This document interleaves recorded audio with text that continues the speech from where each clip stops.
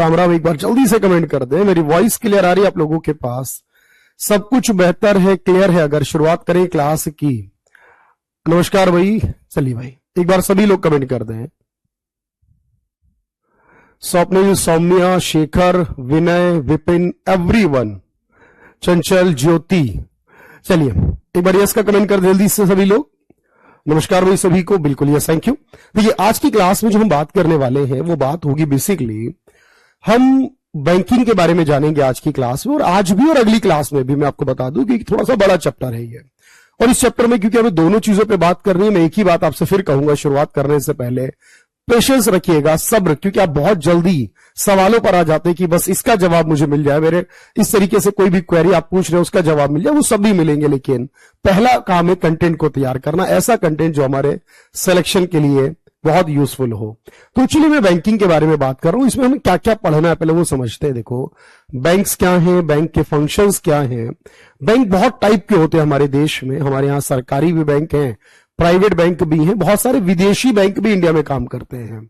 इसके अलावा गांव में आपको अलग अलग तरह के बैंक मिलेंगे, कुछ कोऑपरेटिव बैंक, यानी गांव में आपने सुना होगा सहकारी बैंक होते हैं, या इसी तरह से देखो आपको कई बार मिलेगा ग्रामीण बैंक होते हैं। ये सब मैं बताऊंगा क्या है। नाबार्ड जब मैं पढ़ा रहा था आपको याद होगा इकोनॉमिक प्लानिंग के अंदर, तो ये बात आई थी 6 5 ईयर प्लान में कि 1982 में नाबार्ड बना, तब मैंने कहा था इसको मैं आगे एक्सप्लेन करूंगा। एसबीआई का जिक्र आया था उस समय, एलआईसी की बात आई थी, मैंने कहा इसको भी हम आगे कोशिश करेंगे एक्सप्लेन करने की। तो ये सब मैं आपको ऑलरेडी इस क्लास में बताने वाला हूं आज की और नेक्स्ट क्लास में। तो चलिए सब कुछ बढ़िया है तो ठीक है, शुरू करते हैं आज की क्लास को। देखो सबसे पहले मैं आपको ये समझाता हूं बैंक होते क्या है, बैंक काम क्या करते हैं। और अगर मैं आपसे पूछूं कि बैंक के विषय में थोड़ी सी जानकारी मुझे दीजिए, बताइए। देखो मैं एक ही बात कहता हूं, मैं लिखने के लिए इसलिए आपके पास फाइल का यूज भी करता हूं काफी, क्योंकि इससे क्या होता है ना, हमारा टाइम सेव होता है थोड़ा सा, मैं आपको समझा ज्यादा पाता हूं, और वही कोशिश हमारी शुरुआत से लेकर अब तक है। देखो जब हम बैंक के बारे में बात करते हैं तो बेसिक तौर पर बैंक क्या है, एक कंपनी ही है बैंक अपने आप में। लेकिन जो लोग हैं वो अपना पैसा बैंक में जमा करते हैं। बहुत सारे लोग या कंपनीज हैं जो बेसिक तौर पर जिनके पास एक्सेस अमाउंट है, जिनके पास ज्यादा पैसा है, वो अपना पैसा बैंक में जमा करती हैं। और जो संस्थाएं हैं, जो कंपनीज है या जो व्यक्ति हैं जिनको पैसे की आवश्यकता है, वो इसी पैसे को लोन के रूप में उस बैंक से लेती है। ये तो आप भी जानते हो कि इस तरीके से कुछ लोग बैंक में जमा करते हैं, फिर कुछ लोग बैंक से वही पैसा लोन लेते हैं। जब कोई लोन लेता है तो वो बैंक को उसके बदले ब्याज देता है जो कि 8, 10, 12% का होगा। और जब कोई बैंक में जमा करता है तो बैंक उसे ब्याज देता है जो लगभग 3-4% का होगा। लेकिन अगर आप ध्यान से देखो तो यहां से मिलेगा 8-10% और वो देता है आगे 3-4%। इसका मतलब ये हुआ जनरली तौर पर बाकी जो बच गया वो बैंक का है, और बैंक उसमें से ही अपने खर्चे करने के बाद, अपने एम्प्लॉय को सैलरी देने के बाद, अपना सारा सिस्टम मैनेज करने के बाद जो बचता है वो बैंक का एक्चुअल प्रॉफिट होता है। तो बैंक की मेजर सोर्स ऑफ इनकम, वैसे आजकल कई तरीके से बैंक काम करते हैं, लेकिन जो बैंक की मेजर सोर्स ऑफ इनकम है वो क्या है, तो वो यही इंटरेस्ट है जो उसको डिपॉजिट पर मिलता है। तो मैंने ये कहा ऐसे फाइनेंशियल इंस्टीट्यूट जो जमा करते हैं, लोन प्रोवाइड करते हैं, एक्चुअल में इसे कहते हैं क्रेडिट क्रिएशन करना। देखो याद रखना, क्रेडिट क्रिएशन करना कहते हैं इसे। तो जो क्रेडिट का क्रिएशन होता है, साख का जो सर्जन किया जाता है, वो इन्हीं बैंकों के द्वारा होता है। देखो इसे कंट्रोल करना आरबीआई का काम है, लेकिन क्रिएट करना बैंकों का काम है। इस तरीके से ये वर्क करते हैं एक्चुअल में। अब यहां पर बात समझने की ये है कि जितने भी बैंक हमारे देश में है, उन सबका रेगुलेटर, उन सबका मैनेजमेंट, उन सबका हिसाब किताब देखरेख कौन करेगा, तो आप कहोगे सर आरबीआई। तो पहले तो मैं आपको ये बात बताऊंगा, ठीक है भाई, सबको समझ में आ रही है बात? ठीक है। अच्छा दूसरी बात समझना मेरे भाई विपिन, भी कुछ टेंशन मत लीजिए, अभी थोड़ी देर शांत रहिए। देखो मैंने कहा ना अभी सारे डाउट क्लियर हो जाएंगे कि ग्रामीण बैंक में और इन बैंकों में क्या फर्क होता है, मैं वो बताऊंगा उस बारे में भी, लेकिन अभी इस बात को समझो। अब देखो होता ये है, अब हम इतिहास जानेंगे। वैसे इतिहास में तो ये होता है कि आप जितना चाहे पढ़ लो, लेकिन बैंकिंग में, इकोनॉमिक्स में इतिहास का मतलब है बैंकिंग से जुड़ा। जैसे कि इंडिया में पहला बैंक कौन सा बना था, या इंडिया में वो बैंक जो सबसे पहले भारतीय लोगों ने बनाया वो कौन सा था, या जो इस समय बैंक काम कर रहे हैं उनमें सबसे पुराना बैंक कौन सा था। तो ये सब भी मैं आपको बताऊंगा। या बैंक सरकारी कब कब बने थे, ये बड़ा जबरदस्त क्वेश्चन है, याद रखना। ये सवाल सबसे ज्यादा पूछा जाता है जब देश में प्रधानमंत्री इंदिरा गांधी थी। 2 बार ऐसा हुआ। पहली बार 1969 में 19 जुलाई को 14 बैंक ऐसे थे देश के जिनको सरकारी किया गया था। और उसके बाद 1980 में 1980 में 6 बैंक ऐसे थे जिनके बारे में यह बात आई थी बेसिक तौर पर कि वो 6 बैंक जो उनको फिर सरकारी बनाया गया, और यानी 14 पहले बनाए, 6 और बनाए, टोटल 20 बनाए थे। और आई थिंक आज की पूरी क्लास का ना ये सबसे इंपॉर्टेंट पॉइंट रहेगा, बैंकों का राष्ट्रीयकरण कब हुआ, किन बैंकों का हुआ और किसने कराया, क्या कंडीशन थी, मैं बताऊंगा। तो आपके मन में एक डाउट तो आ रहा होगा, सर 20 तो सरकारी वो थे, तो आज तो है ही नहीं ना इतने सरकारी, आज वो सरकारी कहां चले गए सारे के सारे। तो मेरे भाई याद रखना, आज वो सरकारी हैं लेकिन कुछ कम है।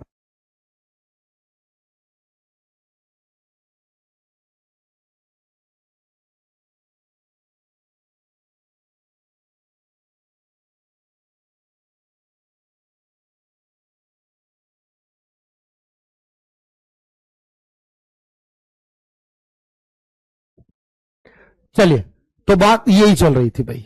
तो अब हम बात यही कर रहे थे क्रेडिट क्रिएशन को लेकर। तो अब ये देखो, याद करना मेरे साथ, अब इसको नोट करेंगे, देखिए ध्यान से, बिल्कुल मैं कह रहा हूं ना, एक एक बात समझना। देखो बैंक क्या होता है, ऐसे फाइनेंशियल इंस्टीट्यूट जो हमारे जमा को स्वीकार करते हैं और जो हमें ऋण और अग्रिम यानी एडवांस देते हैं, उधार देते हैं, और जो साख का सर्जन भी करते हैं, यही इंस्टीट्यूट हमारे बैंक होते हैं। अच्छा, अगर मैं कहूं बताओ बैंक की इनकम का मेजर सोर्स क्या है, तो बैंक इनकम का जो मेजर सोर्स है वो ऋण पर ब्याज यानी इंटरेस्ट ऑन लोन, लोन पर मिलने वाला ब्याज है। और आपको पता है सारे बैंकों का नियमन कौन करता है, अभी भी मैंने बताया, वो आरबीआई करता है। इस बात को याद रखना। इसे एक बार डन करो, कमेंट करो भाई।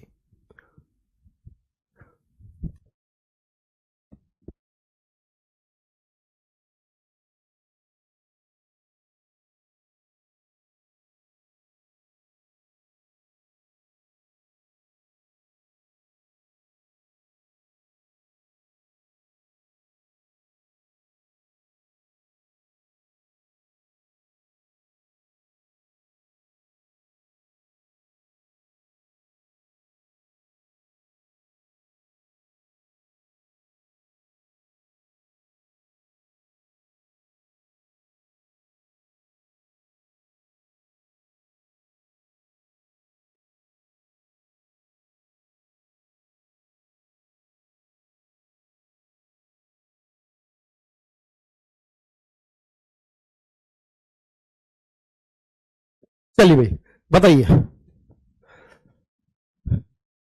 क्लियर है ना बात सही से? ओके, देखो मैं क्वेश्चन भी कराऊंगा लेकिन लास्ट बाद में कराऊंगा, पहले पढ़ते हैं कंटेंट, क्योंकि कंटेंट ये 2 क्लास वाला कंटेंट है ना, ध्यान रखना। अब मैंने आपसे कहा देखो बैंक बहुत सारे बने और इनमें से कुछ खास जो नाम है वही मैं आपको बताऊंगा, सारे की जरूरत नहीं है हमें।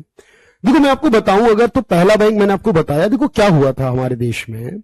अगर आपका ये डन है, सभी का कमेंट आ रहा था वैसे, देखो जो पहला बैंक बना था वो 1770 में बना था। जरा सोचिए, मैंने आरबीआई का जिक्र करता हूं तो आरबीआई 1935 में बना है, ये 1770 में बना है।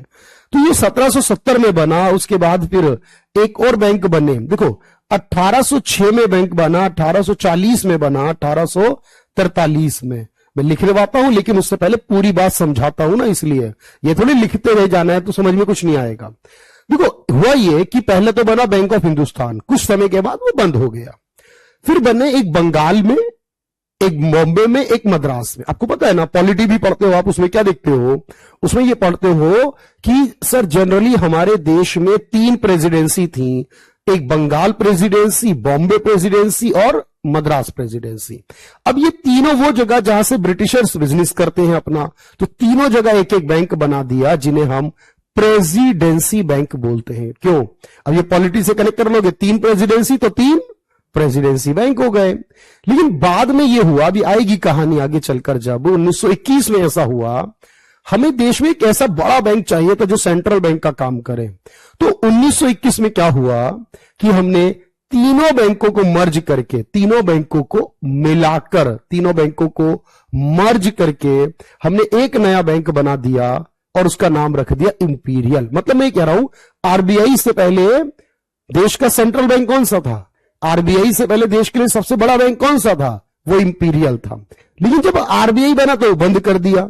जब वो आरबीआई बना तो उसे बंद कर दिया पुराने वाले को, फिर वही एसबीआई में बदल गया बाद में। यानी अगर मैं कहूं बताओ एसबीआई का पुराना नाम, मैं एसबीआई भी पढ़ाऊंगा। जैसे मैं कहूंगा आपसे एसबीआई कब बना? 1 जुलाई 1955 को बना। मुंबई में उसका ऑफिस है, आज भी है, मुंबई में उसका हेड ऑफिस है। और हमारे देश की जो 12 सरकारी बैंक है उनमें सबसे बड़ा सरकारी बैंक एसबीआई ही है। एक कमेटी की रिकमेंडेशन पर यह बना था, इसके अपने अध्यक्ष है, सारी बातें हैं इसके अंदर। लेकिन सबसे बड़ी बात यह है कि इतिहास में अगर आप ध्यान से देखो तो इसके पहले नाम इसका क्या था? वो नाम इंपीरियल था। और इंपीरियल से पहले वो क्या था मैं ये बताना चाह रहा हूं। इंपीरियल से पहले एक बंगाल के नाम से, एक बॉम्बे, एक मद्रास के नाम से था। समझ पा रहे हो? यस कहो एक बार। देखो लिखते रहना ही सिर्फ काम नहीं है, यस कहना बहुत जरूरी है कि बात समझ भी आ रही है सर। अब देखो जरा, देखो यहां समझना बात को, मैं क्या कह रहा था। तो अब हम इतिहास में थोड़ी सी बात बता रहा हूं जो 2-4 सवाल आते हैं एग्जाम में। जैसे 1770 से लेकर 1829 तक एक बैंक चला जिसका नाम बैंक ऑफ हिंदुस्तान था। और ये बंगाल प्रेसिडेंसी बोलते थे तब, बंगाल में या बंगाल प्रेसिडेंसी में उस समय था। और ये भारत में बनने वाला पहला bank, first bank to set in India. अच्छा, फिर 1806 में बना, वो 1921 तक चला, बैंक ऑफ बंगाल। फिर 1840 वाला बना, वो भी 1921 तक चला, बैंक ऑफ बॉम्बे। फिर 1843 में बना, वो भी 1921 तक चला, बैंक ऑफ मद्रास। और ये तीनों को बोलते हैं प्रेसिडेंसी बैंक। इन तीनों को बोलते हैं कि प्रेसिडेंसी थी, इसे प्रेसिडेंसी बैंक। फिर एक 1865 में बना था जो 2020 तक चला, इलाहाबाद, सुना होगा आपने। ये अभी बंद हुआ है कुछ साल पहले ही, 4-5 साल पहले ही। ये पहली जॉइंट स्टॉक कंपनी यानी शेयर्स के तरीके से, कंपनी के तरीके से खुला था। और अभी तक ये सबसे पुराना बैंक था देश का 2020 तक जब हम पढ़ते थे। लेकिन उसके बाद बदल गई कहानी, अब बंद हो चुका। कहां गया बताऊंगा आगे। लेकिन 1881 से लेकर 1958 तक एक और बैंक चला था, उसका नाम था अवध। अवध किसे कहते हैं? जो अयोध्या वाला हिस्सा है, जो फैजाबाद कहलाता था। तो अयोध्या के अंदर या फैजाबाद के अंदर उस समय एक बैंक चला था। यह पहला बैंक था जो भारतीयों द्वारा प्रबंधित था, यानी भारत के द्वारा मैनेज था। अगर मैं इसकी इंग्लिश कहूं आपसे तो यह कह सकता हूं, सर ये क्या कहते हैं इसे इंग्लिश में, हम क्या कहेंगे? तो मैं इंग्लिश में ऐसे कह सकता हूं, first bank managed by Indians. वो पहला बैंक जो इंडिया के द्वारा मैनेज किया जा रहा था, भारतीयों के द्वारा मैनेज किया जा रहा था, वो अवध कमर्शियल बैंक था जो इलाहाबाद में, अयोध्या में, फैजाबाद में था। अच्छा, एक बैंक बना 1894 में, बना तो लाहौर में था लेकिन बाद में पंजाब नेशनल बैंक था ये। और ये 1894 में बना था, 1894 में बना था, 1894 में बना था, उस समय लाहौर में। लेकिन बाद में, क्योंकि जब लगभग विभाजन हो रहा था उसके पहले ही इन्हें डिसाइड कर लिया कि दिल्ली में इसने अपना हेड ऑफिस बना लिया था। तो पंजाब नेशनल बैंक था जिसके फाउंडर में लाला लाजपत राय का नाम था। और यही आज के समय वर्तमान में सबसे पुराना बैंक, अगर कोई काम कर रहा है तो वर्तमान में सबसे पुराना कार्यरत बैंक यही है। आज के समय का सबसे पुराना बैंक यही है। तो वर्तमान में कार्यरत सबसे पुराना बैंक, ये सबसे वर्ड लगा रहा हूं मैं, सबसे पुराना बैंक यही है, ओल्डेस्ट बैंक यही है। उसके अलावा 1921 में मैंने बताया इंपीरियल बन गया था तीनों वालों को मिलाकर, फिर वही बाद में एसबीआई होगी। इसको मैं अलग से भी पढ़ाऊंगा। पहले इतने को डन करिएगा और मुझे बताइए, यस कहिएगा कि बात समझ में आ गई, हमें क्लियर हो गई हो तो यस कह दीजिएगा।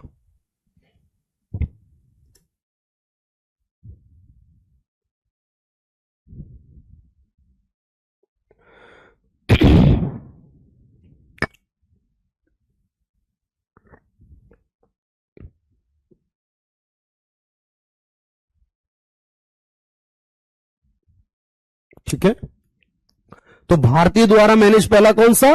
अवध कमर्शियल। पहला जॉइंट स्टॉक बैंक कौन सा? इलाहाबाद। एसबीआई का पुराना नाम imperial bank. Founder Lala Lajpat Rai किस बैंक के रहे? पंजाब नेशनल बैंक के। ऐसे एग्जाम में पूछेगा। सारे क्वेश्चंस कराऊंगा है मेरे पास, बस आप इसको करते हुए चलिए। डन करिए और यस का कमेंट करिए।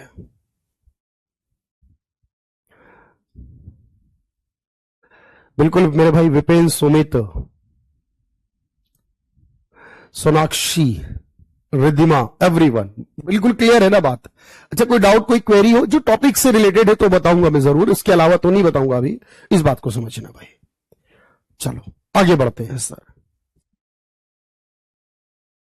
अब हम जो बात कर रहे थे सर, ये सारे डेटा के बाद अब मैंने आपको बताया कि देखो एक एसबीआई ऐसा बैंक है। वैसे तो हमारे देश में 12 बैंक सरकारी है आज के वक्त, यानी आज 2025 में अगर मैं बात कर रहा हूं तो तो आपको ये पता है कि भाई 12 बैंक सरकारी है देश के अंदर।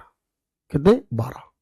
अब उसमें एसबीआई भी है, बैंक ऑफ बड़ौदा भी है, उसमें पंजाब नेशनल भी है, उसमें बैंक ऑफ महाराष्ट्र भी है, ये सारे हैं। लेकिन अब ये सरकारी कब कब बने हैं और एक्चुअल में मैं आपको बताऊं तो आप समझना इस बात को। पहले एसबीआई का जिक्र कर लेते हैं आपसे और बाकी बैंक कब कब सरकारी बने उसकी बात कर लेते हैं। देखो डन हो गया ना, कमेंट आ गया आपका। अब जो एसबीआई है पहले समझना, मैंने क्या क्या बताया। ये देश का सबसे बड़ा सरकारी बैंक है, सबसे ज्यादा अकाउंट होल्डर, पता आपको कई देशों में तो इतनी आबादी नहीं होती जितने इसके अकाउंट होल्डर हैं, और सबसे ज्यादा ब्रांचेस भी इसी की हैं इंडिया के लिए। 1 जुलाई 1955 को बना था, मुंबई में ऑफिस है, CS शेट्टी नाम के व्यक्ति इसके अध्यक्ष हैं। एक कमेटी बनी थी, ये तो वैसे भी याद रखोगे ना कि कौन सी कमेटी बनी, उन्होंने कहा था इसको बनाने के लिए एडी गोरेवाला। लेकिन अब देखो यहां सवाल आया, फंसाएगा। एसबीआई का पुराना नाम तो क्या कहोगे? पुराना नाम था इंपीरियल बैंक ऑफ इंडिया। क्या नाम था? इंपीरियल बैंक ऑफ इंडिया नाम था। सरकार की हिस्सेदारी घटती बढ़ती है, लगभग 50 के ऊपर है। देखो मुझे पता है सरकारी बैंक वही हो सकता है जिसमें सरकार कितने ऊपर हो। भाई मैंने आपको पढ़ाया था, याद करो, सेक्टर के अंदर क्या पढ़ाया था? अगर 50 से ज्यादा सरकार का है तो सरकारी, और 50 से कम सरकार का है तो वो प्राइवेट हो जाता है, ये बोला था ना। तो यहां सरकार का 50 से अबव ही होगा। और इसकी टैगलाइन है हर भारतीय का बैंक। अब कहीं भी एसबीआई का नाम देखोगे ना, वहां नीचे लिखा हुआ मिलेगा हर भारतीय का bank, banker to every Indian.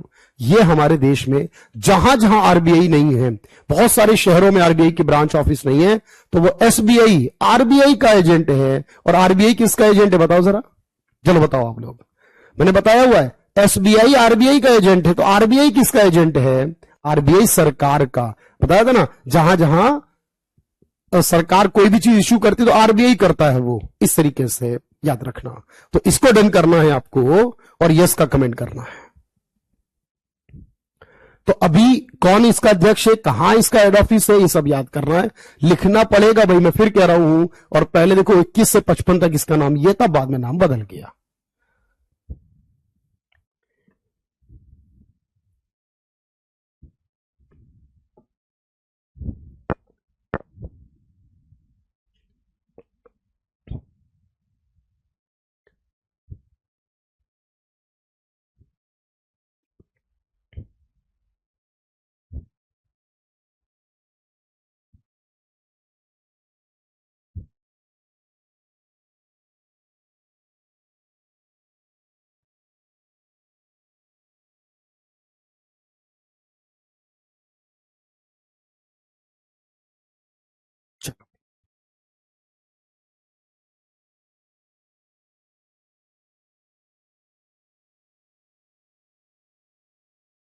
तो एक एसबीआई है, पहले इंपीरियल था, फिर उसका राष्ट्रीयकरण करा, उसको सरकारी बनाया, और इस समय देश का सबसे बड़ा सरकारी बैंक है।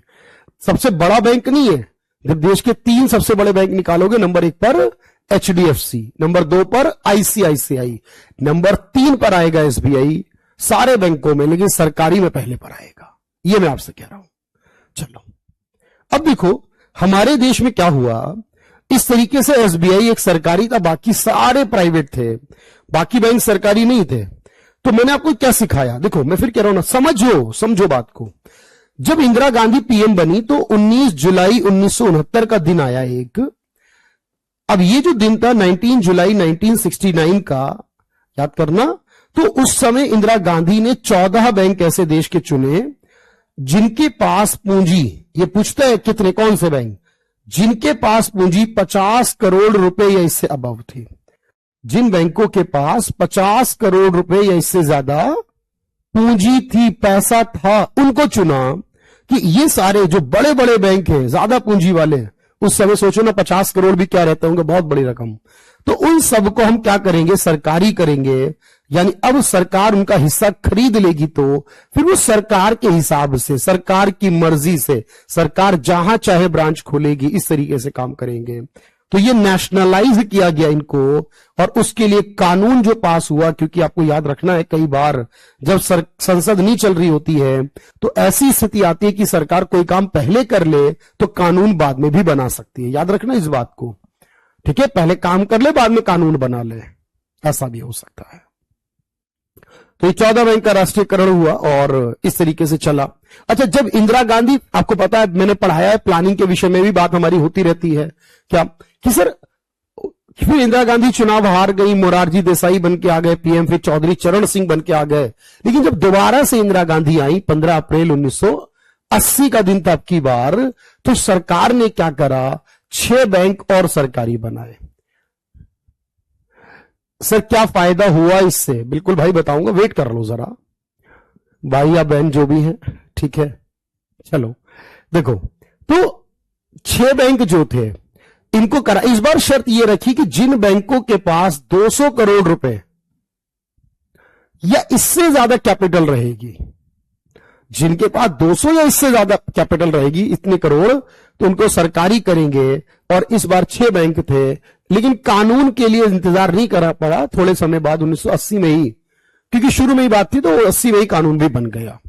तो इस तरीके से 20 बैंकों को सरकारी बनाया गया। पर हुआ क्या, इसके बाद सुनना। अब हुआ यह कि जब कुछ बैंक सरकारी बन गए, इसका फायदा मैं बताता हूं क्या, वो सोचो। देखो उस समय लोगों का विश्वास बैंक पे नहीं होता था ज्यादा, क्यों, क्योंकि सारे सर प्राइवेट होते थे और अमीरों के होते थे एक तरीके से, मतलब भाई इतना इंसान गरीब था, कौन बैंक में जमा करेगा। तो उसमें सरकार ने क्या करा, ब्रांच खोली, एक्सपेंशन करे। इसकी ब्रांच 8 गुना बढ़ गई सरकारी होने के बाद, जितनी ब्रांच थी 800%, मतलब 8 गुना बढ़ गई। जो लोग जमा करते थे 11,000%, 110 गुना ज्यादा जमा, मतलब पहले 1 रुपया होता था, अब 110 होने लगे, इतना बढ़ गया था। सोचो बहुत बड़ी बात है ये।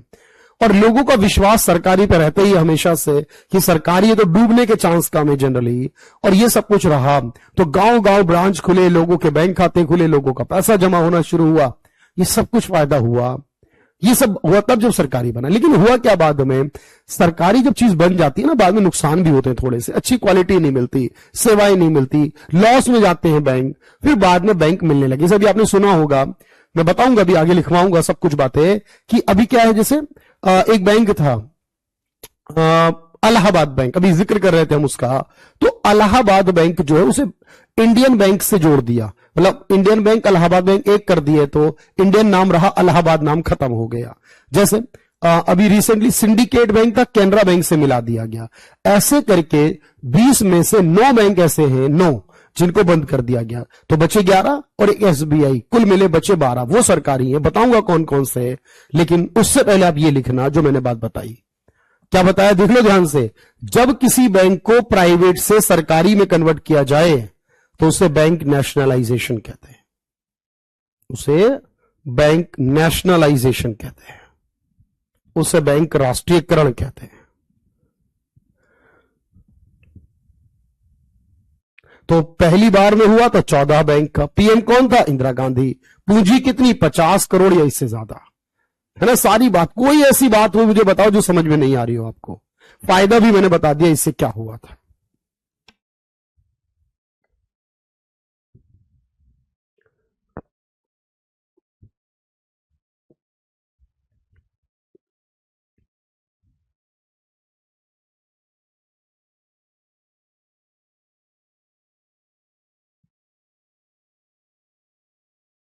इसको नोट करना, ये भी लिखवाऊंगा फिर कौन कौन से बंद हुए और किस किस के साथ मिल गए वो।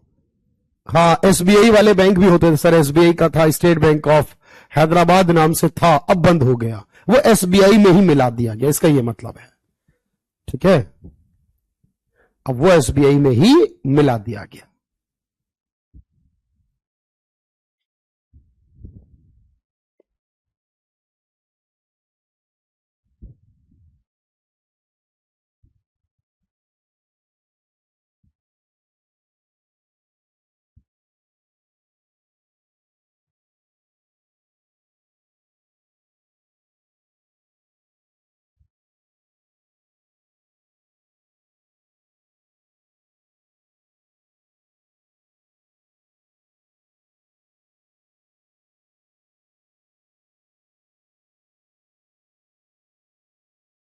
क्लियर है बात? बिल्कुल डन, थैंक यू। अब देखिए भाई, आगे बात समझना। मैंने बताया ना कौन किसके, देखो मैं बताता हूं। बहुत अच्छे अच्छे प्यारे प्यारे नोट्स। मैं बार बार क्या कहता हूं, टीचर का साथ सिलेबस तक, और सिलेक्शन तक किसका साथ? याद कर लो, बहुत बार कहा आपसे, सिलेक्शन तक साथ आपके नोट्स का। नोट्स आप पढ़ें, खुद समझे, जहां डाउट हो, जो दिमाग में कंफ्यूजन हो, दोबारा से सीखें। नोट्स आपको सिखाएंगे क्या सही है। अब देखो, मैं बता रहा था आपको, जैसे एक न्यू बैंक ऑफ इंडिया था, तो जो न्यू बैंक ऑफ इंडिया था, अब इसे 1993 में ही पंजाब नेशनल बैंक में मिला दिया था। जो देना और विजया बैंक थे, वो दोनों अभी 2019 में बैंक ऑफ बड़ौदा में, अब ये दोनों नहीं है। कभी बैंक ऑफ बड़ौदा का नाम देखो ना, नीचे भी लिखा होगा छोटा छोटा सा, वो इसीलिए कि मिला दिया, पता चल जाए। सिंडिकेट बैंक था, वो कैनरा में मिला दिया। इलाहाबाद था, वो इंडियन में मिला दिया। आंध्रा और कॉर्पोरेशन बैंक थे, वो यूनियन बैंक में मिला दिए। United bank of oriental bank थे, वो दोनों पंजाब नेशनल में मिला दिए। इस तरीके से 9 बैंक, गिन लो, देख लो, गिन लो, 9 बैंक बंद हो गए, और अब बचे हैं देश में कुल 11 राष्ट्रीयकरण वाले और एक एसबीआई वाला, कुल 12 बचे हैं सरकारी। प्राइवेट तो करीब 21 है, उनके नाम नहीं आते वैसे, आपको पता है सर। इनके अलावा जो बच गए, जैसे एचडीएफसी बचा, आईसीआईसीआई है, एक्सिस बैंक है, डीसीबी बैंक है एक हमारा, इंडसइंड बैंक है, फेडरल बैंक, कर्नाटका, जम्मू कश्मीर, ये सारे प्राइवेट है। Yes bank, Kotak Mahindra private है। तो ऐसे 21 बैंक देश में है जो प्राइवेट है। ठीक है, उनके नाम की जरूरत नहीं है, वो वैसे भी आप याद रख लो कि हाँ भाई, ये तो पता ही, 2-4 बड़े बड़े जो है ये प्राइवेट है।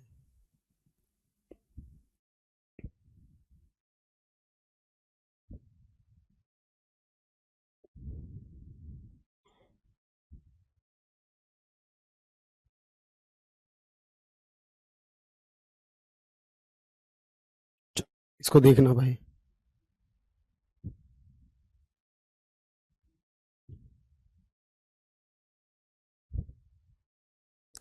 चलिए भाई, बहुत बढ़िया, बात समझ में आनी चाहिए।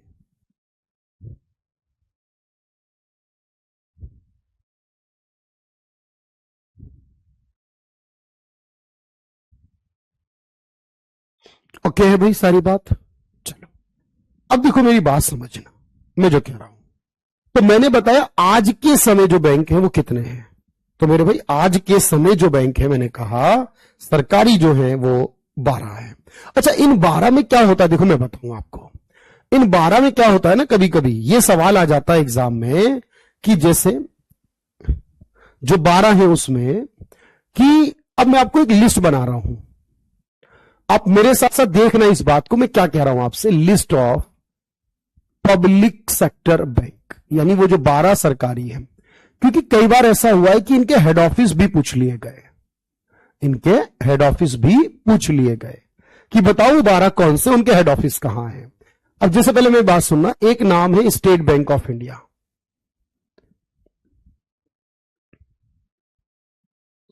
ठीक है, इस क्योंकि कभी जब वो पूछते ना कौन सा सरकारी या प्राइवेट है, तो जब मुझे सरकारी पता होंगे तो प्राइवेट अपने आप क्लियर हो जाएगी कौन से होंगे इस ऑप्शन में। इसी तरह एक नाम है यूनियन बैंक ऑफ इंडिया, एक नाम है सेंट्रल बैंक ऑफ इंडिया, एक नाम है बैंक ऑफ इंडिया। मतलब इसका नाम सिर्फ इतना ही है, इसमें फिर जरूरत नहीं है कुछ, तो इसका नाम है बैंक ऑफ इंडिया। अच्छा, एक है पंजाब नेशनल बैंक, याद आया ना, लाला लाजपत राय फाउंडर रहे जिसके, पंजाब नेशनल बैंक। एक है पंजाब एंड सिंध बैंक।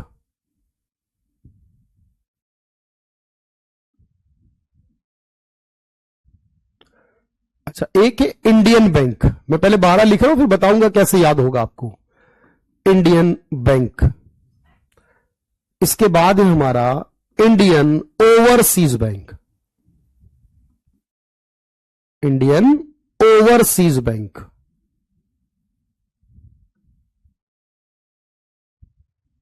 अच्छा, इसके बाद है बैंक ऑफ बड़ौदा। एक बैंक है जिसका नाम है बैंक ऑफ बड़ौदा, ये भी सरकारी है। फिर एक है बैंक ऑफ महाराष्ट्र, ये भी सरकारी है। उसके बाद है एक कैनरा बैंक, और एक लास्ट है इसके बाद 12वां सरकारी 12वां यूको बैंक। अब देखो, अगर आपको सिर्फ इन 12 के हेड ऑफिस भी याद करना पड़ेंगे तो जी बिल्कुल करने पड़ेंगे, बट मैं आपको एक ट्रिक बताता हूं। देखो, इसमें ये रूल है, ट्रिक ये कहती है जिसके नाम में इंडिया आता है, ध्यान से सुनना, जिसके नाम में इंडिया आता है उसके आगे आपको याद रखना है मुंबई। जिसमें भी इंडिया आ रहा है ना, वहां मुंबई लगा दो। जिसके नाम में पंजाब आ रहा है वहां दिल्ली ऑफिस हो जाएगा। अच्छा, जिसके नाम में इंडियन आ रहा है वहां चेन्नई हो जाएगा। और जिसके नाम में कोई शहर का नाम आ रहा है, किसी राज्य का नाम आ रहा है, तो वो शहर या उस राज्य का कोई शहर ही उसका ऑफिसर। ट्राई करके देखो कितने बन रहे हैं सर। पहला देखो, bank of state bank of India, समझ में आ रहा मैं आगे क्या लिख रहा हूं? Head office Mumbai. अगर मैं कहूं यूनियन बैंक ऑफ इंडिया तो भी मुंबई, सेंट्रल बैंक तो भी मुंबई, बैंक ऑफ इंडिया कहूं तो भी मुंबई, पंजाब नेशनल बैंक कहूं अगर तो दिल्ली, पंजाब एंड सिंध कहूं तो भी दिल्ली, है ना भाई। अगर मैं कहूं आपसे इंडियन बैंक नाम से तो क्या हो जाएगा? चेन्नई। और इंडियन ओवरसीज कह दूं तो भी चेन्नई। बैंक ऑफ बड़ौदा कह दूं तो बड़ौदा, बड़ौदा को वडोदरा भी कहते हैं, गुजरात में है। और अगर महाराष्ट्र कह दूं तो महाराष्ट्र में कौन सा होगा? महाराष्ट्र में है पुणे। नहीं, मुंबई तो हो गया ना, तो महाराष्ट्र का पुणे हो जाएगा सर, बस समझना। इसी तरह कैनरा बैंक की बात अगर हम करें तो कैनरा बैंक का हेड ऑफिस जो है वो बेंगलुरु में है, बेंगलोर में है। और इसी प्रकार अगर आप देखो यूको बैंक तो ये कोलकाता में है। तो मेरे भाई इसको आपको लिखना है इसी तरीके से, ट्रिक के साथ आपको ये बात करनी है, ये काम करना है कि भाई ये आपके पास सारे बैंक हैं, उनके नाम आपके पास मेंशन होने चाहिए कि भाई कौन सा बैंक का हेड ऑफिस कहां। और देखो ट्रिक से आपने क्या करा सर, एक से ये, एक से ये, एक से और ये, यानी 3 ट्रिक 4 ट्रिक से हमारे मोस्टली नाम याद हो गया हमें। बात समझ पा रहे हो मेरी? बात अगर क्लियर हो रही है तो यस का कमेंट करो एक बार जल्दी से।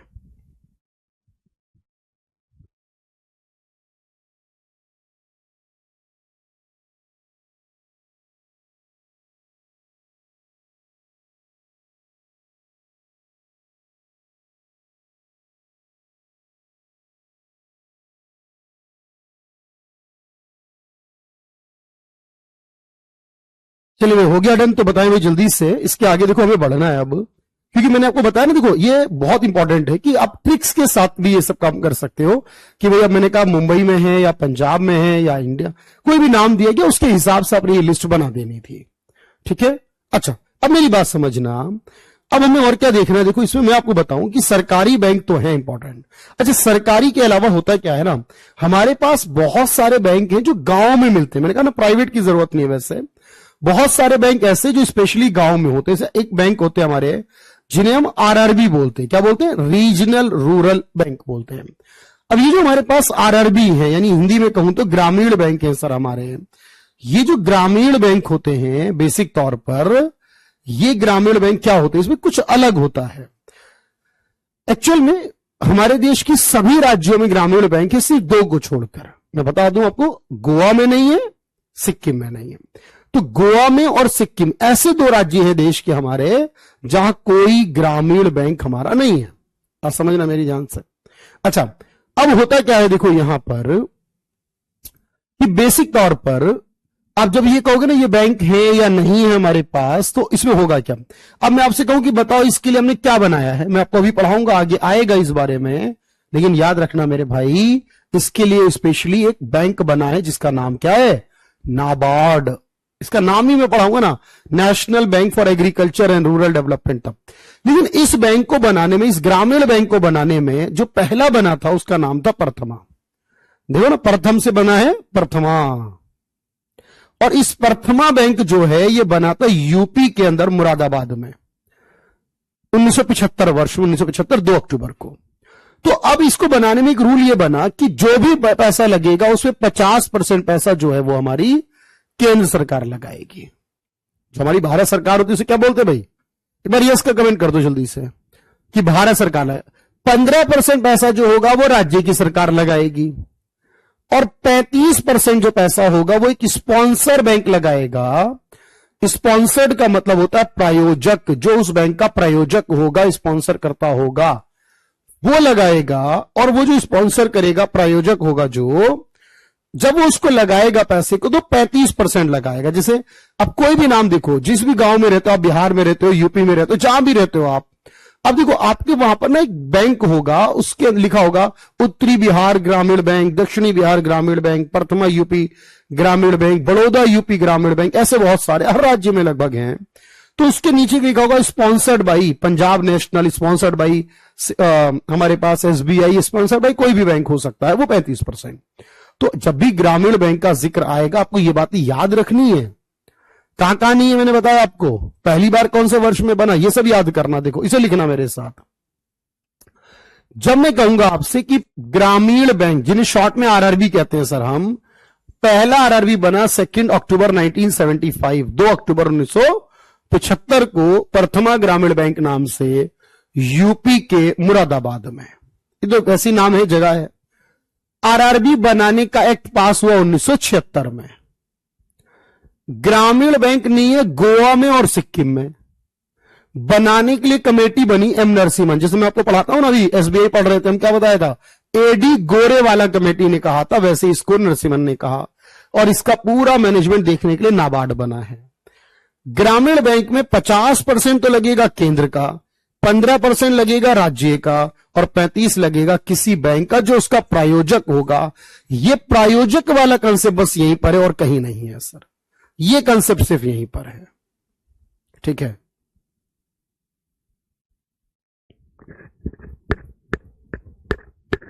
ये कंसेप्ट सिर्फ यहीं पर है भाई।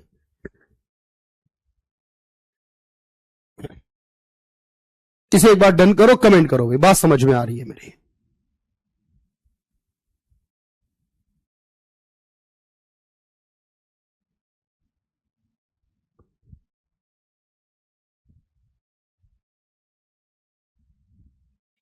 ठीक है भाई, चलिए समझ रहे ना बात को, बिल्कुल आराम से नोट्स बनाइए, अच्छे अच्छे नोट्स बनाते चलिए।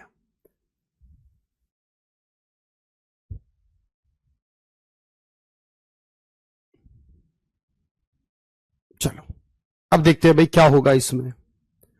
अब इसमें होगा ये, जैसे मैं आपसे कहूं, अब इसके अलावा भी कोई टाइप है क्या बैंक का, पहले तो वो समझो, वो भी है, अभी और भी टाइप है और फीचर भी बताऊंगा मैं आपको, पहले समझना। अब हमारे पास देखो एक कैटेगरी आती है, उसे कहते हैं स्मॉल बैंक। एक कैटेगरी आती है, उसे क्या बोलते हैं भाई हम, उसे बोलते हैं स्मॉल बैंक, यानी शॉर्ट में बोलते हैं लघु बैंक, स्मॉल। अब ये भी एक टाइप होता है, अब समझना पहले। अब आपको मैं बताऊं, आप कहेंगे सर कितने हैं, पहले मैं बताऊं 11 हैं हमारे देश में स्मॉल बैंक। कितने हैं? 11 हैं। अच्छा, एक कैटेगरी होती है, इसे कहते हैं पेमेंट बैंक। सुना होगा आपने, एयरटेल का पेमेंट बैंक है, जियो का है, और पेमेंट बैंक जिसे हिंदी में भुगतान बैंक कहते हैं वो 6 हैं देश में। भुगतान बैंक कितने हैं? वो 6 हैं। पेमेंट बैंक, स्मॉल बैंक कितने हैं? वो 11 हैं। ऐसे लिखो, देखो मैं आपको समझाता हूं। जब हम कोई बैंक बनाते हैं तो पेमेंट बैंक, पहले एग्जांपल देखो, जैसे जियो का पेमेंट बैंक है, पेटीएम का पेमेंट बैंक है, एयरटेल का पेमेंट बैंक है, इस तरह कुल मिलाकर 6 पेमेंट बैंक हैं, या और भी है इसके अलावा, मैंने कहा 6 है टोटल। अच्छा, जैसे स्मॉल बैंक है हमारे, स्मॉल बैंक में एक हमारा है उज्जीवन स्मॉल बैंक, एक हमारा है उत्कर्ष स्मॉल बैंक, आजकल टीवी पे एक बहुत एडवर्टाइज आता है एयू स्मॉल बैंक, इस नाम से, और टोटल 11 बैंक है। पर मेन बात है कि फर्क क्या है दोनों में। देखो, अगर कोई पेमेंट बैंक बनाना है तो उसे बनाने के लिए उस कंपनी के पास मिनिमम कैपिटल यानी न्यूनतम पूंजी कितनी चाहिए? तो न्यूनतम पूंजी यानी मिनिमम कैपिटल जो चाहिए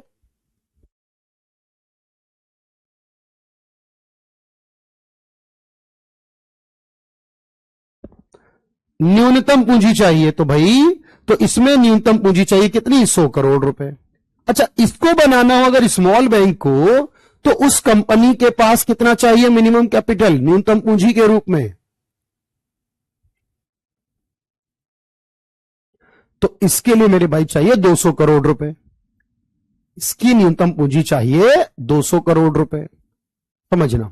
अच्छा, ये जो स्मॉल बैंक होंगे 200 करोड़ वाले, ये आपके पैसे जमा भी करेंगे और आपको लोन भी प्रोवाइड करेंगे। ध्यान से देखना भाई, इसमें डिपॉजिट भी कर सकते हो और लोन भी दे सकते हैं। ये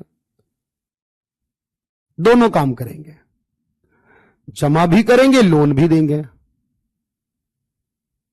लेकिन जो पेमेंट बैंक है, आपको मैं बता रहा हूं ये बात, आप कहेंगे नहीं जी ऐसा नहीं है, मैं बता रहा हूं, क्लियर समझना बात को, कि पेमेंट बैंक वाले सिर्फ जमा कर सकते हैं।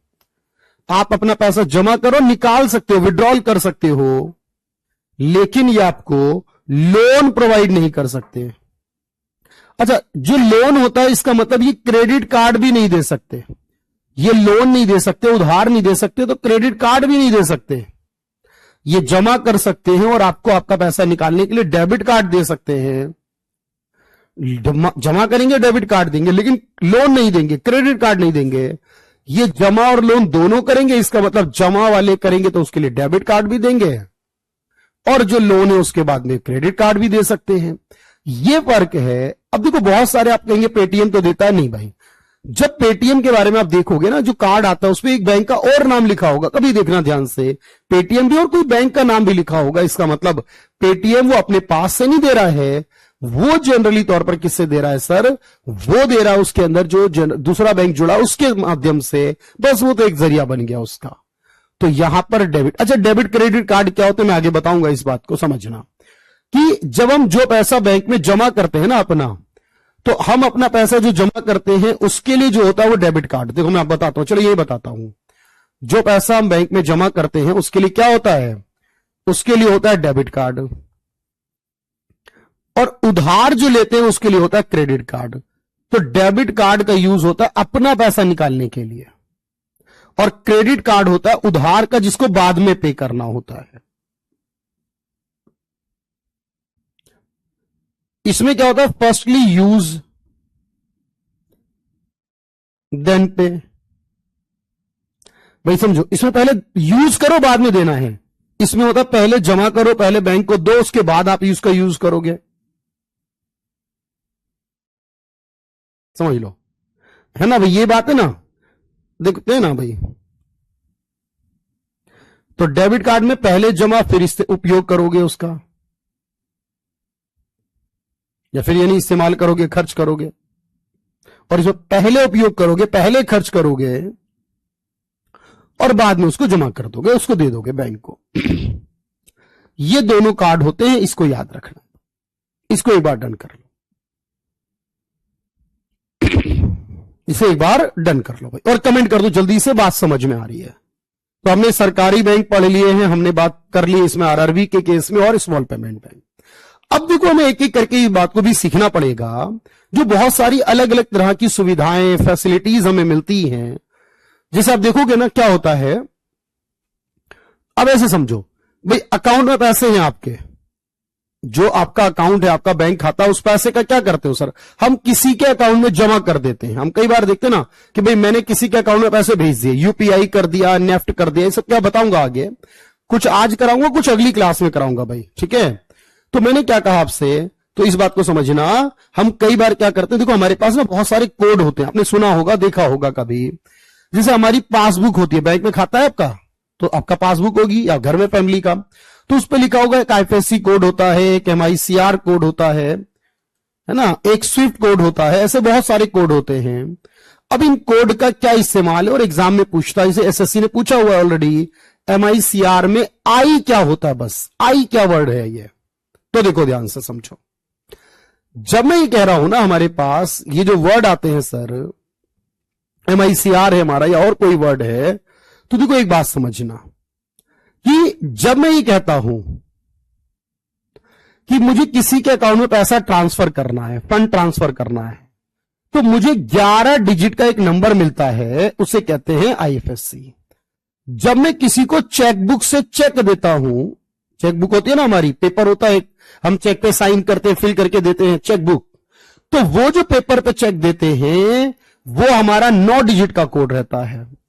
अच्छा, जो हम विदेशों से लेन देन करते हैं, विदेशी लेन देन, देखो आजकल ये सारे बहुत सारे यूट्यूबर हैं, उनका चैनल मोनेटाइज होता है ना इतने घंटे बाद, ये सब कुछ, अब उनकी पेमेंट आती है यूट्यूब से, यानी मुंबई सॉरी अमेरिका से आती है, न्यूयॉर्क से आती है, जनरली शायद अमेरिका से आती है। तो अब क्योंकि वो पैसा विदेश से आ रहा है तो आपका एक कोड डालना पड़ता है जो 8 या 11 का होता है। जब तक ये कोड नहीं डालोगे तब तक अमेरिका से पैसा इंडिया नहीं आएगा, तो इस कोड की जरूरत पड़ती है स्पेशली तब। तो अब ये कोड क्या है मैं आपको ये और समझा रहा हूं, ध्यान रखना। बाकी अब ये NEFT क्या होता है, RTGS क्या होता है, सुने होंगे आपने नाम पहले। या मान लो मैं बैंक में पैसा रखूं और वो बैंक पैसा डूब जाए मेरा, तो क्या होगा। अब ये बहुत सारी बातें हैं अलग अलग जो मैं आपको आगे कराता चलूंगा कि भाई किस स्थिति में क्या होता है, बस छोटा छोटा याद करो। देखो डिटेल में जाओगे ना परेशानी होगी भाई, मैं फिर कह रहा हूं आपसे थोड़ा थोड़ा पढ़ते हुए चलो, यानी जितना काम का है उतना बताऊंगा, उससे ज्यादा की जरूरत नहीं है। अब देखो मैं आपको जो कह रहा हूं उसको समझना, उसको नोट करना। देखो बहुत ध्यान से, एक होता है IFSC, क्या, इंडियन फाइनेंशियल सिस्टम कोड। अब ये 11 डिजिट का रहता है, कितने, 11 का। जब भी फंड ट्रांसफर करना ये चाहिए होगा, जैसे पहले 4 से पता चलेगा बैंक कौन सा है, आखिर के 6 से पता चलेगा ब्रांच कौन सी है, बीच वाला 0 रहता है। आप घर पर देखो ध्यान से और मुझे बताना फिर अगली क्लास में कि भाई हमने देखा था अपनी या घर की फैमिली की पासबुक ऐसा था या नहीं।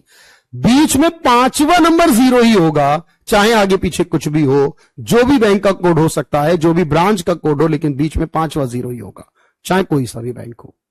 अच्छा, एक MICR होता है, मैग्नेटिक इंक कैरेक्टर रिकॉग्निशन। ये 9 डिजिट का चेक पास करने के लिए, मैंने बताया ना जब हम किसी को चेक देंगे तो कैसे पता चलेगा वो कौन सी बैंक का है, कौन सी ब्रांच का है, कौन से शहर का है। ये सारी जानकारी एक्चुअली कोड चेक के नीचे बहुत सारे नंबर होते हैं छपे हुए, वो उसमें सब रहता है। हम उसको जब देखते हैं हमें नहीं पता चलता, वो बैंक ऑफिसर मशीन्स करती हैं, तो पहले वाले 3 से पता चल जाता है शहर। अब देखो ये मत करना याद कर लो, ऐसा नहीं करना, बस ऐसे तो कितने शहर है भारत में, या बैंक रहते हैं बीच में 3 ब्रांच रहते हैं, ये याद नहीं करना।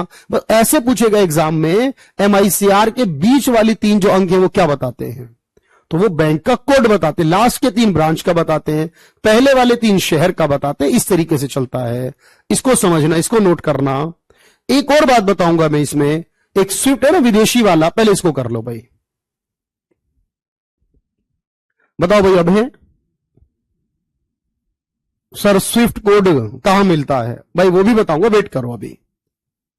चलिए भाई, राखी, रिद्धिमा, एवरीवन बताओ मुझे, बात समझ पा रहे हो। विनय,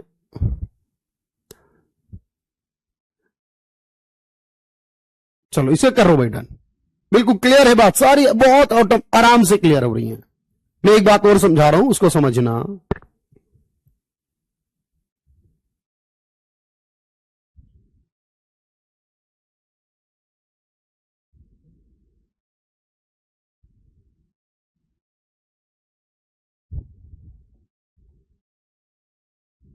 चलो अब एक आखिरी बात और समझो।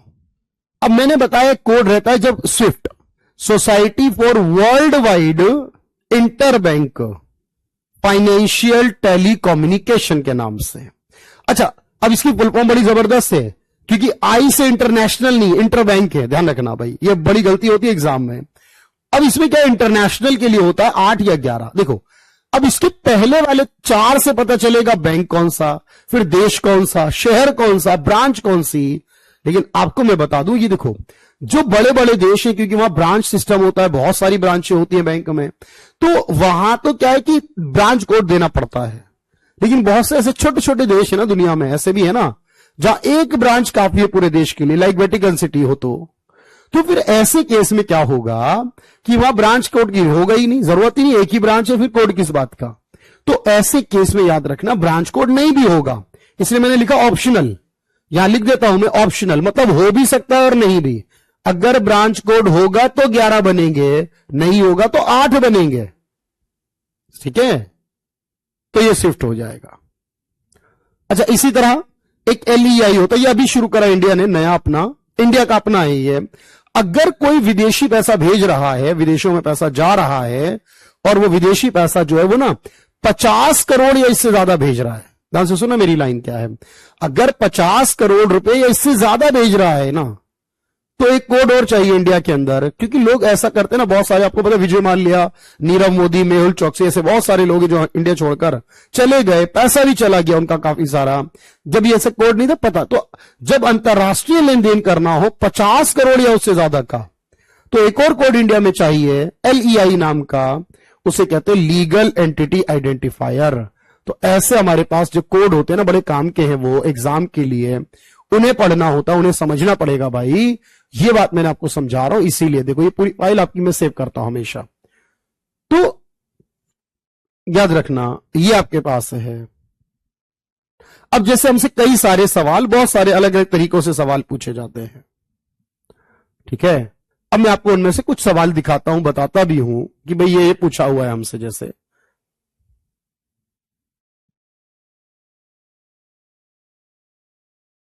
देखो फाइल बहुत बड़ी है, फाइल में बहुत सारे सवाल हैं, अलग अलग एग्जाम में पूछे गए हैं, तो आपको बस इसमें से कुछ काम की बातें हैं जो सीखनी है। और मैंने कहा भी इसकी एक क्लास और भी होनी है वैसे भी, तो हम उसमें भी बात करेंगे सारी चीजों को लेकर।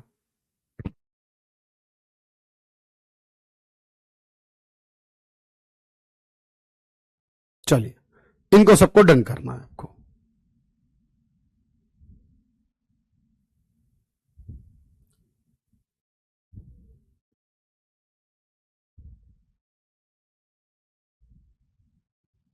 जैसे पूछा कि कौन सा एक बैंक का काम नहीं है, कौन सा कार्य ऐसा है जो बैंक का नहीं है। अब देखो, बैंक का नहीं है ये पूछा है, तो करेंसी जारी करना, क्यों, आपको याद करो RBI में क्या देखा हमने, करेंसी जारी करना काम RBI का है, बैंक का नहीं है। किसका काम है, RBI का काम है करेंसी को जारी करना।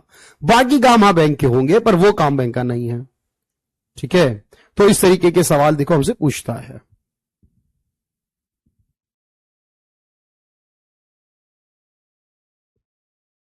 या जैसे देखो यहां पर, जब पहली बार 14 बैंकों का राष्ट्रीयकरण 1969 में कराया तो न्यूनतम जमा राशि कितनी थी, मतलब कौन कौन से बैंक का हुआ था। उसके लिए एक रूल बना था ना कि भाई कौन कौन से बैंक का होगा, तो उसमें यह रूल था कि 50 करोड़ रुपए, याद आया, 80 वाले में 200 हो गया था, 50 करोड़ रुपए इससे ज्यादा का इन्वेस्टमेंट होगा, यानी कैपिटल होगी, तो उसको क्या करा जाएगा, सरकारी किया जाएगा। कौन सा काम बैंक का कार्य नहीं है, कौन सा ऐसा कार्य है जो किसी एक बैंक का काम नहीं है, कौन सा बैंक का कार्य नहीं है, बताओ। अब देखो, जब हम ये कहते हैं ना ये काम बैंक का है या नहीं है, तो याद रखना किसानों को लोन देगा बैंक, डिपॉजिट लेगा बैंक। देखो क्रेडिट कंट्रोल नहीं, क्योंकि ये समझो ये काम RBI का है, मैं कह रहा हूं फिर से, है ना भाई, ये काम किसका है, देखो ये करना RBI का काम है ना, कि भाई कितना होना चाहिए। इसीलिए मैंने कहा, देखो ये सवाल है, इंपीरियल बैंक का राष्ट्रीयकरण करके कौन सा बैंक बनाया गया था, याद आ गया, 1921 में इंपीरियल बना था, बहुत बढ़िया। और 55 में क्या हो गया फिर, वो वही इंपीरियल बैंक 1955 में SBI हो गया था। बोलो भाई, आसान है या नहीं है, अगर नहीं है तो बता देना भाई।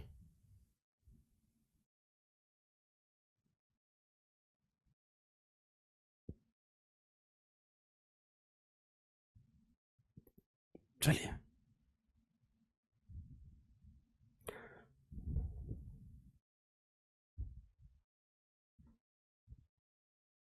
चलो भाई, इस तरीके के, जैसे ये सवाल है कि ये देखिए नाबार्ड अभी नहीं पढ़ाया मैंने, अगली क्लास में नाबार्ड पढ़ाऊंगा। चलिए, और भी सवाल है बहुत सारे, उनको भी हम करते हुए चलेंगे, लेकिन अभी के लिए चलो इतना ही रखते हैं आज के लिए। बाकी कराता हूं मैं अगली क्लास में, और इसको फिनिश करते हैं। और भी बहुत सारी नाबार्ड, सिडबी, एक्जिम, एनएचबी, उसके अलावा IRDAI, क्योंकि वो इंश्योरेंस का है, पर इसी में करा देंगे क्योंकि इंश्योरेंस का आता नहीं अलग से, इसी में हो जाएगा। और ATM के बारे में, NEFT के बारे में, सारा कुछ मैं बताऊंगा अगली क्लास में। चलो आज के लिए इतना ही रखते हैं, ठीक है, मिलते हैं क्लास में फिर। चलिए, thank you everyone, thank you so much.